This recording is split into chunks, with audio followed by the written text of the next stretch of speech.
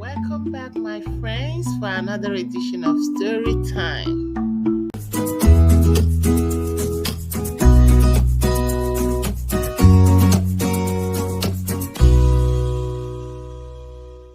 A princess for Everbright, a kingdom's wish. Deep in a lush, green valley, nestled between rolling hills, lay the enchanting kingdom of Everbright. Everbright was renowned far and wide for its shimmering rivers that sparkled like diamonds under the sun, trees laden with the juiciest fruits imaginable, and houses made of glistening seashells that reflected the light in a dazzling array of colors. But despite its beauty and prosperity, Everbright had a pressing problem. It was a kingdom in need of a princess. The king and queen, who were beloved by their people for their kindness and wisdom, had everything they could wish for, except for one thing. They longed for a daughter to complete their family and to one day inherit the throne. Every day, they wished for a princess who would be as bright and beautiful as their kingdom, someone who would bring joy and light to their lives and to the lives of their subjects. One starry night, as the kingdom lay quiet and peaceful, the queen stood on her balcony and looked up at the moon. "Oh, moon," she whispered softly, "when will our wish come true? When will we be blessed with a daughter?" The moon, it seemed, heard her heartfelt plea. It began to glow brighter and brighter, casting a silver light that bathed the entire kingdom in a magical, ethereal glow. As the queen stood there, bathed in the moon's silver light, she felt a warmth spread through her heart, a warmth that filled her with hope and anticipation. Maybe, just maybe, their wish would come true. The queen held on to this hope, believing that the moon's glow was a sign that their prayers had been heard and that a miracle was on its way. The announcement. The next morning, the king had a surprise for his people. He gathered everyone in the town square, a place that had seen many proclamations, but none quite like this. The sun shone brightly, casting a golden hue over the cobblestone streets as the townsfolk assembled, their faces filled with curiosity and anticipation. "My dear subjects," he boomed, "we are searching for a true princess." The crowd gasped, their eyes widening in astonishment. Whispers spread through the crowd like ripples in a pond, each person trying to grasp the magnitude of the king's words. "A real princess? Here in Everbright?" The king explained that a true princess would be kind, courageous, and clever. She would possess a heart as pure as the morning dew and a spirit as unyielding as the ancient oak trees that surrounded their kingdom. She would love Everbright as much as they did. The news spread like wildfire, carried on the wings of gossip and excitement. Every corner of the town buzzed with the thrilling announcement, from the bustling marketplace to the quiet, cobbled alleyways. Soon, everyone in Everbright was talking about the princess. The children dreamt of tiaras and balls, their imaginations running wild with visions of grand celebrations and royal splendor. They pictured themselves twirling in magnificent gowns, their heads adorned with glittering crowns. The adults wondered what challenges awaited the princesses who would come to Everbright. They speculated about the trials and tests that would determine the true princess, each one more daunting than the last. Would she be able to solve riddles, display acts of bravery, or perhaps show unparalleled wisdom? Excitement filled the air, sweeter than the smell of the juiciest berries. The town of Everbright had never felt so alive, its vibrant colors reflecting the newfound hope and anticipation that had taken root in every heart. The king's announcement had set the stage for an adventure that would be remembered for generations to come. A flurry of feathers and finery. From far and wide, princesses came to Everbright. They came in carriages of gold, on elephants adorned with jewels, and even on clouds of spun sugar. Each princess was more dazzling than the last. They wore dresses of silk and satin, their crowns sparkling with diamonds. The people of Everbright were amazed. But the king and queen weren't so easily impressed. They knew that true beauty came from within. They devised a special test, a test no one knew about. A single pea, so small and seemingly insignificant, would be the key to finding their true princess.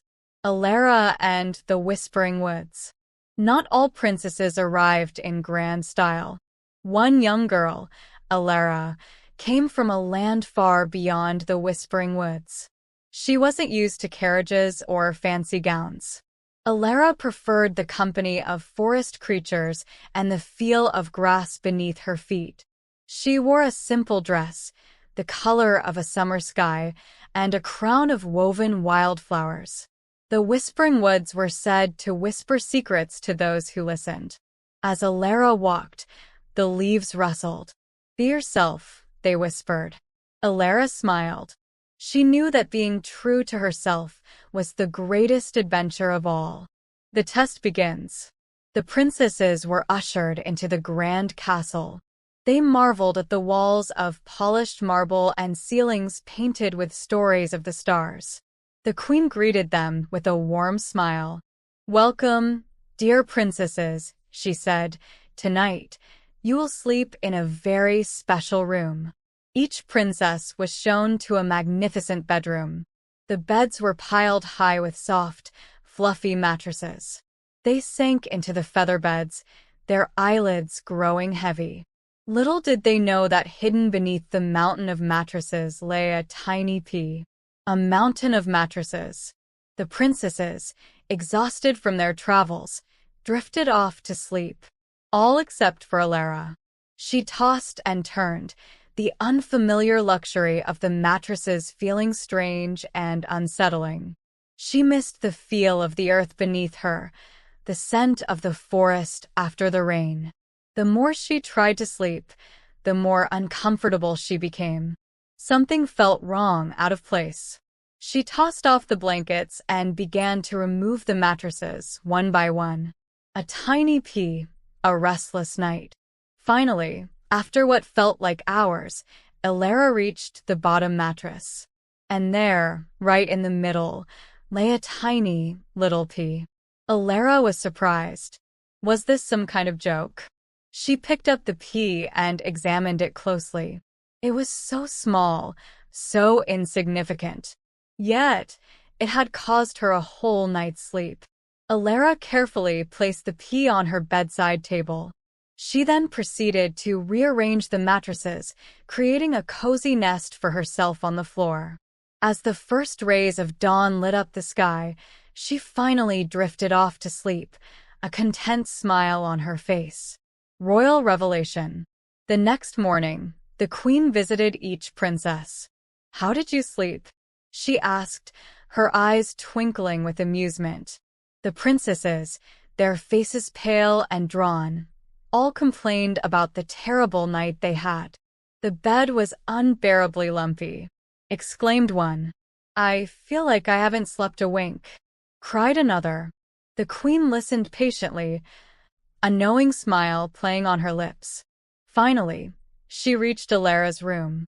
Alara's coronation.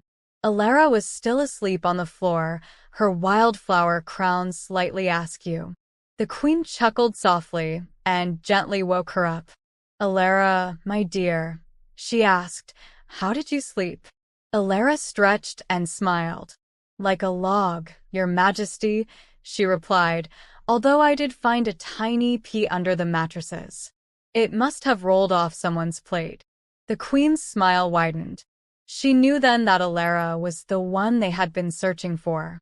Alara's kindness, her ability to find comfort even in unusual circumstances, and her honesty proved that she was a true princess. If you have watched till now, please consider subscribing to this channel and click like and share to support this channel. Thank you.